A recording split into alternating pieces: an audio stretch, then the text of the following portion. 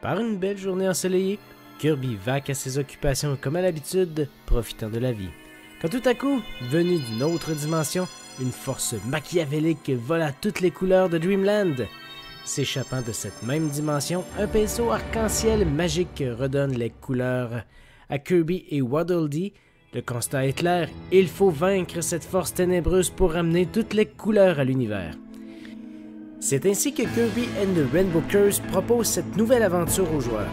Dans un jeu de plateforme hors de l'ordinaire, la particularité de ce titre est que tout se contrôle uniquement au stylet dans l'écran tactile du gamepad de la Wii U, à l'instar de son prédécesseur sur Nintendo DS, Kirby Canvas Curve. L'idée de base, c'est le stylet.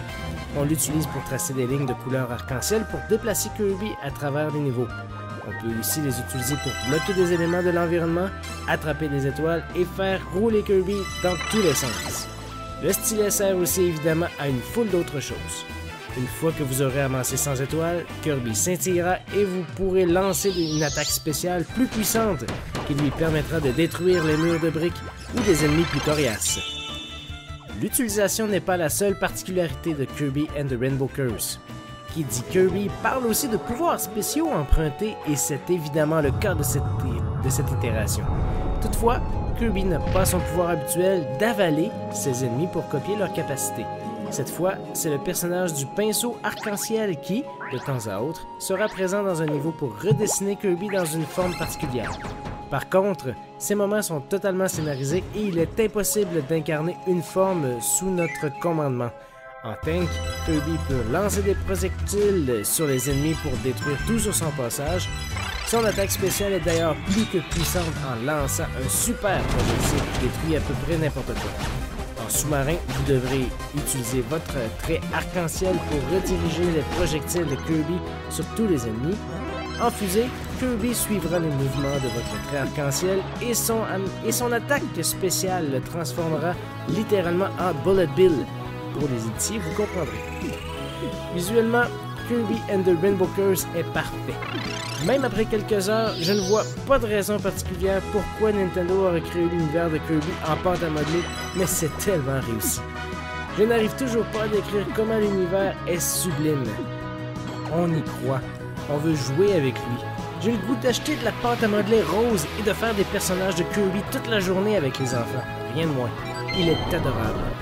Et c'est évidemment supporté par une magnifique bande sonore qui allie les mélodies classiques remasterisées au goût du jour avec de nouvelles musiques. C'est excellent de bout à l'autre. On a même le retour d'un boss classique. Cet arbre, qui est présent depuis Kirby's Dream Land sur Game Boy, la manière de s'y attaquer est évidemment différente, vu la jouabilité unique de ce titre, mais l'arbre est là. Mais tout n'est pas rose dans le monde de Kirby. Le jeu est excellent, d'un bout à l'autre, mais joindre le début et la fin du titre est relativement court pour un joueur adulte expérimenté. Pour ma part, il m'aura fallu seulement 4 heures pour compléter l'aventure principale à 80%.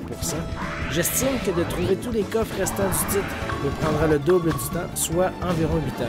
C'est court, même assez court. Évidemment, Nintendo propose ce titre neuf à prix réduit, ce qui n'est pas un hasard. Cette courte durée ne dépend toutefois pas d'un jeu trop facile. J'ai perdu beaucoup de vie, même en direct durant une diffusion sur Twitch.